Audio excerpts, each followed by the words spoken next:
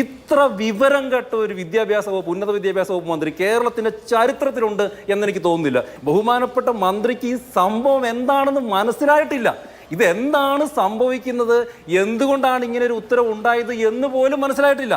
ഉള്ള ഒരു പ്രധാനപ്പെട്ട പ്രശ്നം കഴിഞ്ഞ 14 വർഷമായി സ്വീകരിച്ചു വരുന്ന ഫോർമുല കേരള സിലബസ് ഫോളോ ചെയ്യുന്ന കേരള സിലബസിൽ പഠിച്ച വിദ്യാർത്ഥികൾക്ക് വലിയ അനീതിയാണ് എന്ന് നേരത്തെ തന്നെ ചൂണ്ടിക്കാണിക്കുന്നുണ്ട്. കഴിഞ്ഞ തവണ 27 മാർക്കിന്റെ വരെ കുറവ് അല്ലെങ്കിൽ നഷ്ടമാണ് ആ വിദ്യാർത്ഥികൾ നേരിടുന്നത് എന്നാണ് ചൂണ്ടിക്കാണിക്കുന്ന കാര്യം. അത് പരിഹരിക്കാനാണ് സർക്കാർ ഈ പുതിയ ഫോർമുല അഡോപ്റ്റ് ചെയ്തത്. 5:3:2 എന്ന PCM മാർക്കിന്റെ ഫോർമുല അഡോപ്റ്റ് ചെയ്തത്. പക്ഷേ അവസാന നിമിഷം ആയതുകൊണ്ട് തന്നെ അത് കോടതി അംഗീകരിച്ചില്ല. പ്രോസ്പെക്ടസിൽ പറഞ്ഞത് വേറെ ആയിരുന്നു എന്നുള്ളത് കൊണ്ട് തന്നെ ഇത് എങ്ങനെ പരിഹരിക്കും? ഞാൻ ചോദിക്കുന്നത് ഈ വർഷമല്ല, ഈ വർഷം ഇനി പരിഹാരമില്ല, ഈ ലിസ്റ്റ് പുനഃക്രമീകരിക്കേണ്ടി വരും. അടുത്ത വർഷം ഈ PCM ഫോർമുലയുടെ തമിഴ്നാട് മോഡൽ അഡോപ്റ്റ് ചെയ്യുന്നതിൽ കുഴപ്പമുണ്ടോ? അഭിലാഷേ, നിങ്ങൾ ഈ പറഞ്ഞെടുത്ത് പുതിയ ഫോർമുല അതെപ്പോൾ കൊണ്ടുവന്നു എന്നുള്ളതിലാണ് പ്രശ്നം. ഇപ്പം നിങ്ങളിപ്പോൾ സൂചിപ്പിച്ചതുപോലെ ഇത് അവസാന ഘട്ടത്തിൽ കൊണ്ടുവന്നതാണോ പ്രശ്നം എന്നുള്ളതിനെ ലഘൂകരിച്ച് ഇതിനെ കാണരുത്. അവസാന ഘട്ടത്തിൽ കൊണ്ടുവന്നതാണിതിൻ്റെ പ്രശ്നം.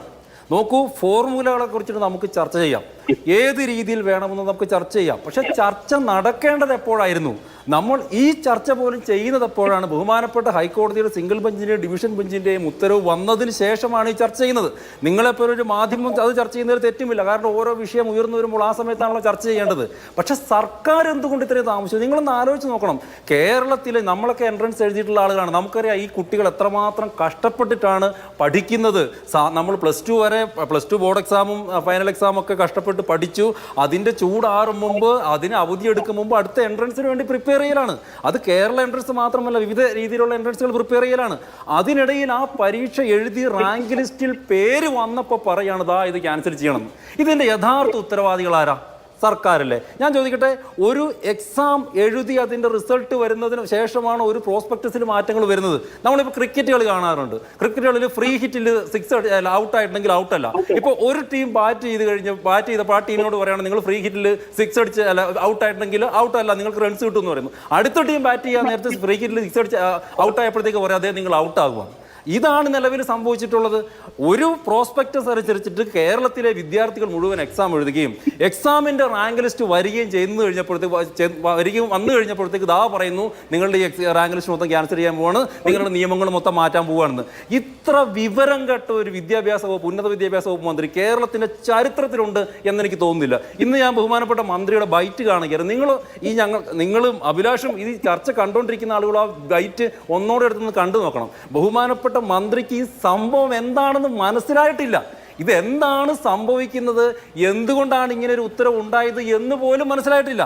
പിന്നെയാണ് സാധാരണക്കാരോട് സംസാരിക്കുന്നത്. അപ്പോൾ ഈ ഒരു വിഷയം പൂർണ്ണമായിട്ടും ഇത് ലാഘവത്തോടെ കാണേണ്ടതല്ല, പൂർണ്ണമായിട്ടും നമ്മുടെ ഉന്നത വിദ്യാഭ്യാസ രംഗത്തെ എങ്ങനെയാണോ സർക്കാർ നശിപ്പിച്ചുകൊണ്ടിരിക്കുന്നത്, എന്തുകൊണ്ടാണ് ഒരു കാര്യം അഭിലാഷം പറഞ്ഞു തീർക്കട്ടെ. ഇതിൻ്റെ വിഷയം എവിടെ നടക്കുന്നറിയോ? ഒന്നാമത് ഈ ബാംഗ്ലൂരിലെയും അതോടൊപ്പം തന്നെ ചെന്നൈയിലെയൊക്കെ വിദ്യാഭ്യാസ ലോബികൾ നമ്മുടെ പിള്ളേരെ ഇവിടുന്ന് കൊത്തിക്കൊണ്ട് പോകാൻ വേണ്ടി കാത്തിരിക്കലാന്ന്. ഇവിടെ ഇത്തരത്തിലൊരു കൺഫ്യൂഷൻ ഉണ്ടാകുമ്പോൾ സംഭവിക്കുന്നത് എന്താ? നമ്മുടെ മിടുക്കരായിട്ടുള്ള ഒരുപക്ഷെ സാമ്പത്തികമായി പിന്നോട്ട് നിൽക്കുന്ന കുട്ടികൾക്ക് ഒന്നുകിൽ അവരുടെ വിദ്യാഭ്യാസം ഉന്നത വിദ്യാഭ്യാസത്തിലുള്ള എഞ്ചിനീയർ ഒക്കെ ആവാനുള്ള അവരുടെ അവസരം നഷ്ടപ്പെടും, അല്ലെങ്കിൽ ഈ വിദ്യാഭ്യാസ ലോബികൾ നമ്മുടെ കുട്ടികളെ കൊത്തിക്കൊണ്ടുപോകും. അതിനു വേണ്ടിയിട്ടുള്ള ഒരു അവസരം ഒരുക്കുകയാണ് സംസ്ഥാന സർക്കാർ ചെയ്തത്. ഒരുപക്ഷെ ഇത് അത്തരത്തിലുള്ള ലോബികൾക്ക് വേണ്ടിയിട്ടുള്ള ഒരു അഡ്ജസ്റ്റ്മെന്റ് ആയിരുന്നു. കാരണം ഒരു കാര്യം ഇതൊന്നും അല്ലാതെ ഇതിലേക്ക് ചിന്തിക്കാൻ വേണ്ടിയേ സാധിക്കുന്നില്ല. കാരണം ഇത്തരത്തിലൊരു എക്സാം എഴുതിയതിനു ശേഷമൊക്കെ വീണ്ടും ഒരു പ്രോസ്പെക്ടസ് കൊണ്ടുവന്നു എന്നൊക്കെ സാമാന്യ ബോധമുള്ള ആരും ചെയ്യുന്നതല്ല. അപ്പോൾ ഈ ലോബികളെ പിന്തുണയ്ക്കാൻ വേണ്ടിയിട്ടും അവർക്ക് വേണ്ടി ചെയ്തതാണോ എന്ന് ഒരു ആരോപണം ഉന്നയിച്ചാൽ പോലും അതിനെ തെറ്റാണെന്ന് കാണാൻ വേണ്ടി പറയില്ല. അതാണ് BJP യുടെ ആരോപണം.